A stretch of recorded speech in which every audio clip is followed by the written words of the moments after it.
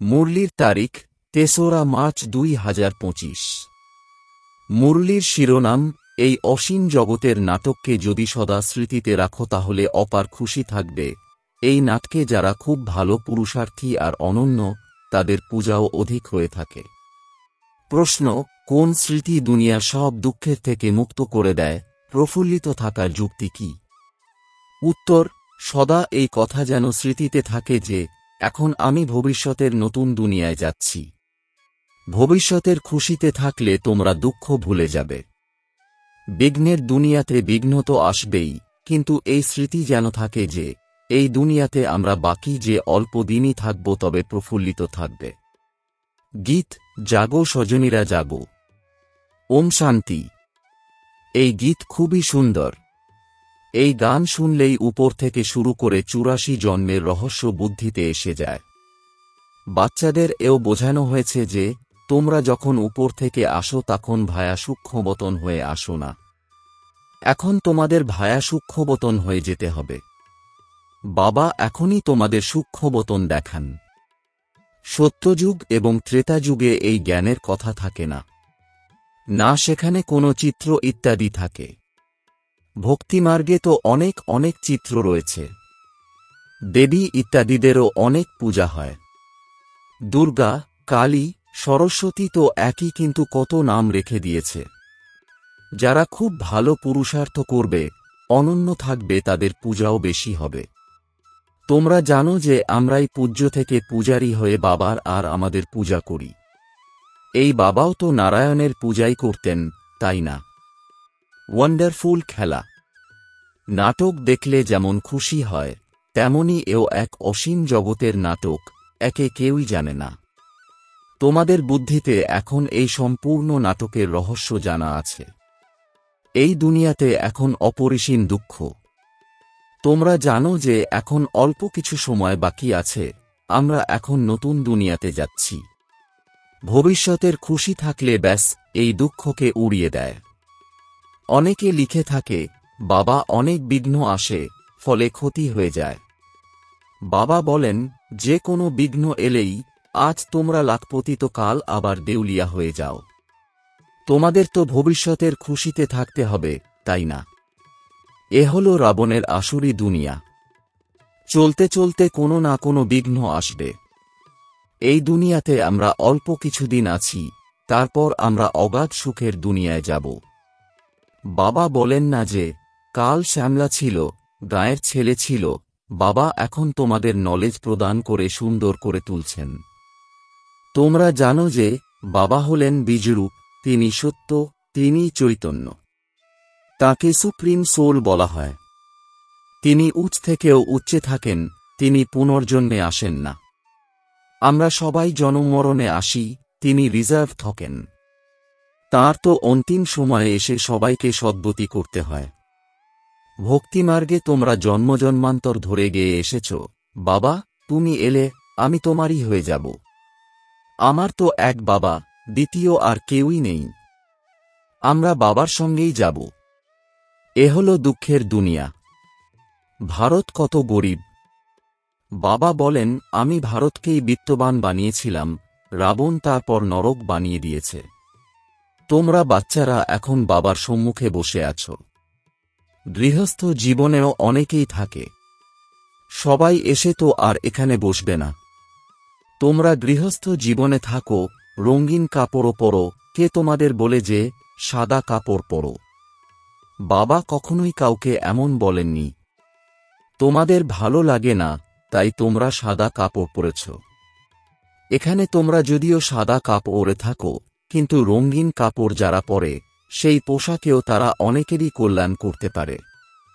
মাতাদের নিজেদের পতিদের বোঝাতে হবে, ভগবান উবাচ হল পবিত্র হতে হবে। দেবতারা পবিত্র, তাই তো তাঁদের সামনে মাথা নত করে। পবিত্র হওয়া তো ভালো, তাই না? তোমরা এখন জানো এ হল সৃষ্টির অন্ত। বেশি অর্থ দিয়ে কি করবে?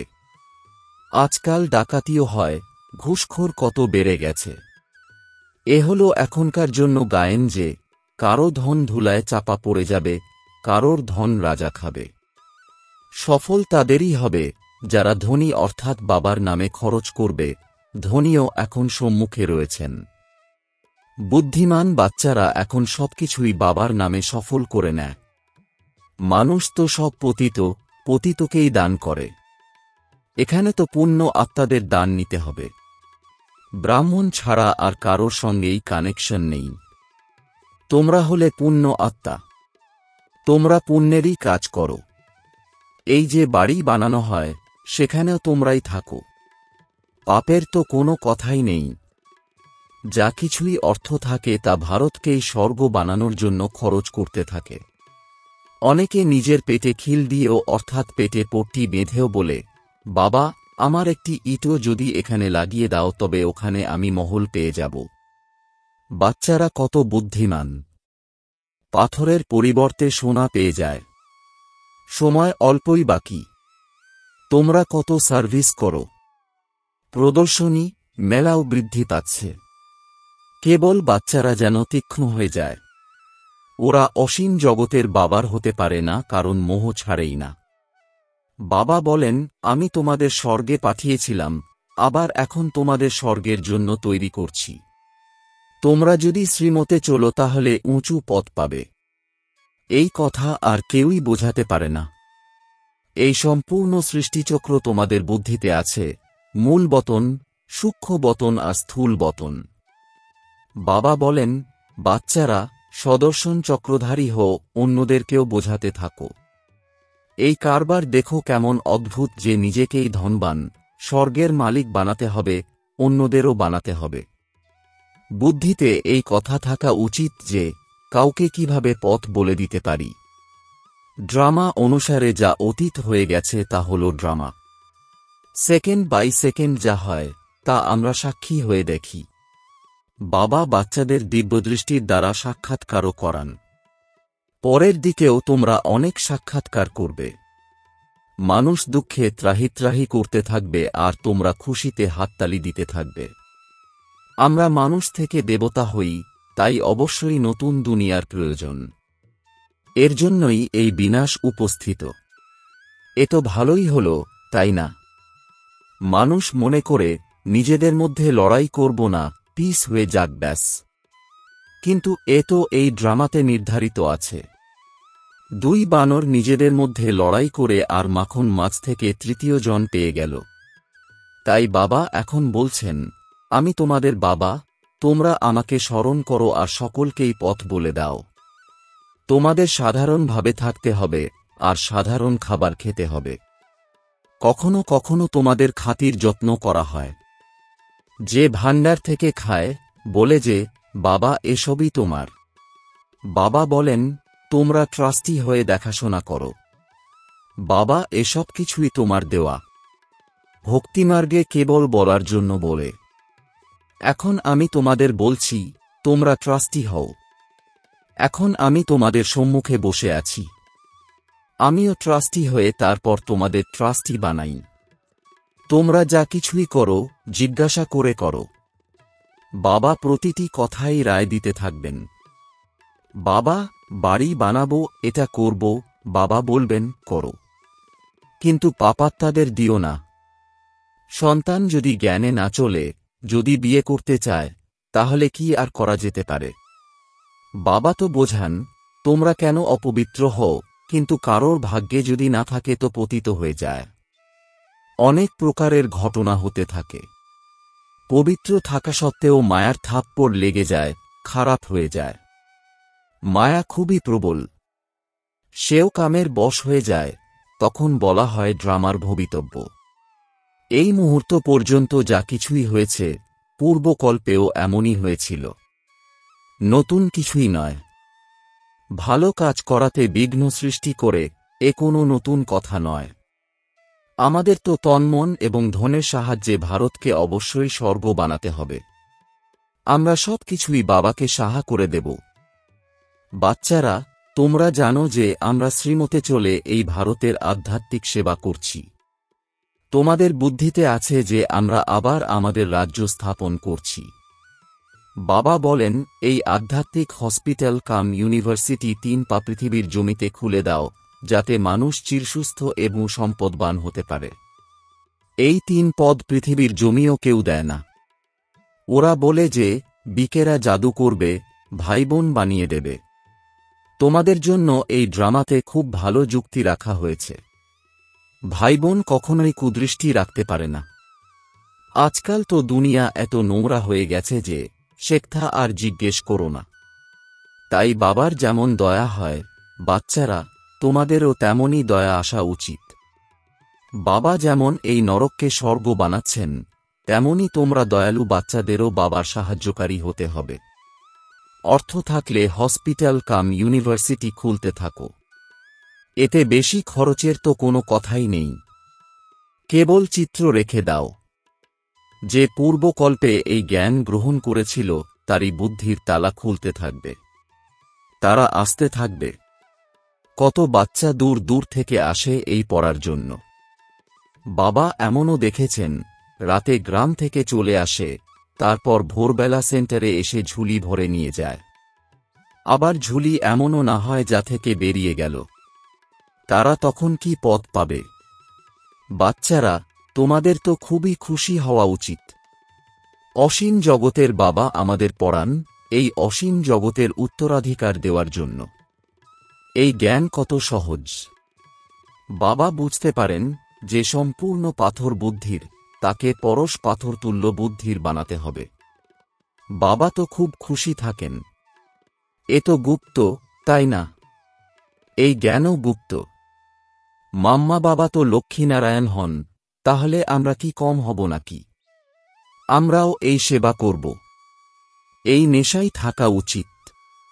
আমরা যোগবলের দ্বারা এই রাজধানী স্থাপন করছি। এখন আমরা স্বর্গের মালিক হচ্ছি। সেখানে কিন্তু এই জ্ঞান থাকবে না। এই জ্ঞান কেবল এখনকার জন্য। আচ্ছা, মিষ্টি মিষ্টি প্রশিক্ষার্থী বাচ্চাদের মাতাপিতা বাপদাদার স্মরণের স্নেহসুমন আর সুপ্রভাত। আত্মাদের পিতা তাঁর আত্মারূপী বাচ্চাদেরকে জানাচ্ছেন নমস্কার। ধারণার জন্যে মুখ্য সার: 1. বুদ্ধিমান হয়ে নিজের সবকিছুই ধনীর অর্থাৎ বাবার নামে দিয়ে সফল করতে হবে। পতিতদের দান করবে না। ব্রাহ্মণ ছাড়া আর কারোর সঙ্গেই কোনো কানেকশন রাখবে না। 2. বুদ্ধিরূপী ঝুলিতে এমন ছিদ্র যেন না হয় যাতে জ্ঞান বয়ে চলে যায়। অসীম জগতের বাবা অসীম জাগতিক উত্তরাধিকার দেওয়ার জন্য পড়াচ্ছেন, এই গুপ্ত খুশিতে থাকতে হবে। বাবার তুল্য দয়ালু হতে হবে। বরদান: সম্পন্নতা দ্বারা সন্তুষ্টতার অনুভবকারী সদা হাসি খুশি বিজয়ী ভব। এর বিস্তার: যে সর্ব খাজানা দিয়ে সম্পন্ন থাকে সেই সদা সন্তুষ্ট থাকে। সন্তুষ্টতা অর্থাৎ সম্পন্নতা। যেরকম বাবা হলেন সম্পন্ন, এই জন্য মহিমাতে সাগর শব্দটা বলা হয়। এইরকম তোমরা বাচ্চারাও মাস্টার সাগর অর্থাৎ সম্পন্ন হতো সদা খুশিতে নাচতে থাকবে। অন্তরে খুশি ছাড়া আর কিছু আসবে না। স্বয়ং সম্পন্ন হওয়ার কারণে কারোর প্রতি বিরক্ত হবে না। কোনো প্রকারের ঝঞ্ঝাট বা বিঘ্ন, একটা খেলা অনুভব হবে, সমস্যা মনোরঞ্জনের সাধন হয়ে যাবে। নিশ্চয় বুদ্ধি হওয়ার কারণে সদা হাসি খুশি আর বিজয়ী থাকবে। স্লোগান: বিপরীত পরিস্থিতি দেখে ঘাবড়ে যাবে না, তার থেকে শিক্ষা নিয়েও নিজেকে পরিপক্ক বানাও। মাতেশ্বরী জির অমূল্য মহাবাক্য। 1. পরমাত্মা গুরু, টিচার, পিতা রূপে ভিন্ন ভিন্ন সম্বন্ধের অবিনাশী উত্তরাধিকার প্রদান করেন। দেখো, পরমাত্মা 3 রূপ ধারণ করে অবিনাশী উত্তরাধিকার প্রদান করেন। তিনি আমাদের যেমন বাবাও, টিচারও আবার গুরুও। এখন পিতার সঙ্গে পিতার সম্বন্ধ, টিচারের সঙ্গে টিচারের সম্বন্ধ আর গুরুর সঙ্গে গুরুর সম্বন্ধ। পিতাকে যদি তালাক নিয়ে নিই তাহলে উত্তরাধিকার কিভাবে পাব? যখন উত্তীর্ণ হয়ে টিচারের কাছ থেকে সার্টিফিকেট নেবে তখন টিচারকে সাথে পাবে। যদি বাবার বিশ্বাসী আজ্ঞা পালনকারী বাচ্চা হয়েও বাবার নির্দেশে না চলো তাহলে ভবিষ্যৎ প্রালব্ধ তৈরি হবে না। তখন পূর্ণ সদ্গতিও প্রাপ্ত করতে পারবে না, বাবার থেকে পবিত্রতার অবিনাশী উত্তরাধিকারও নিতে পারবে না। পরমাত্মার প্রতিজ্ঞা হল, তোমরা যদি তীব্র পুরুষার্থ করো তাহলে আমি তোমাদের 100 গুণ লাভ প্রদান করব। শুধুমাত্র বলার জন্য নয়, তাঁর সঙ্গে গভীর সম্বন্ধেরও প্রয়োজন। অর্জুনকেও নির্দেশ দেওয়া হয়েছিল যে সবাইকে মারো, নিরন্তর আমাকে স্মরণ করো। পরমাত্মা তো সমর্থ, সর্বশক্তিমান, তিনি তাঁর প্রতিজ্ঞা অবশ্যই পালন করবেন। কিন্তু বাচ্চারাও যখন লৌকিক সম্পর্ক ছিন্ন করে এক বাবার সঙ্গে সম্পর্ক রাখবে, যখন সকলের থেকে বুদ্ধিযোগ ছিন্ন করে এক পরমাত্মার সঙ্গে জুড়বে, তখনই তাঁর থেকে সম্পূর্ণ উত্তরাধিকার পাবে। 2. সর্বমনুষ্য আত্মা পুনর্জন্মে আসে। দেখো, যে ধর্ম স্থাপন করতে আসে সেই পুনর্জন্ম নিয়ে নিজের ধর্মের পালন করতে আসে। সে না নিজে মুক্ত হতে পারে, আর না পারে অন্যকে মুক্ত করতে। যদি এইভাবেই মুক্ত হতে থাকে, তাহলে বাকি যারা মুক্তি পায় না তারাই এই সৃষ্টিতে বাঁচবে। কিন্তু এমন তো হতে পারবে না যে পাপাত্মা থেকে যাবে আর পুণ্যাত্মা চলে যাবে। যেমন সন্ন্যাসীরা নির্বিকারী হয়, যদি তারা মুক্ত হয়ে যায় তাহলে তো পাপাত্মারা থেকে যাবে আর পুণ্যাত্মারা থেকে যাবে। তখন না সন্ন্যাসীদের বৃদ্ধি দেখা যাবে, আর না সৃষ্টি এইভাবে চলতে পারে। পুণ্য আত্মারা এই সৃষ্টিকে আটকে রাখে তাদের নির্বিকারী শক্তির দ্বারা, তো সৃষ্টি চলতে থাকে। তা না হলে কামাগ্নিতে এই সৃষ্টি জ্বলে যাবে। তাই এই নিয়ম নেই যে মাঝখান থেকে কোনো আত্মা মুক্তি পদে চলে যাবে। বৃক্ষের একটি পাতাও যেমন বীজের মধ্যে থাকতে পারে না, গাছের জন্ম হলে যেমন বৃদ্ধি পায় তারপর জরাজীর্ণ হয়ে যায়, তারপর আবার নতুন গাছের উৎপত্তি হয়, তেমনি যেই ধর্ম স্থাপন করতে আসে সে তার শিষ্যদের অবশ্যই পালনা করে। কিন্তু আমরা যাকে অর্থাৎ পরমাত্মাকে অবলম্বন করেছি, তিনি যখন অনেক ধর্মের বিনাশ করেন তখন এক ধর্মের স্থাপন হয়। ইনি স্থাপনা, বিনাশ এবং পালনার কার্য করেন, আর ধর্মপিতারা কেবল স্থাপনার কার্য করেন, বিনাশের কার্য করেন না। বিনাশের কার্য করানো সে তো পরমাত্মার হাতে, তাই তাকে ত্রিমূর্তি বলা হয়। আচ্ছা, ওম শান্তি।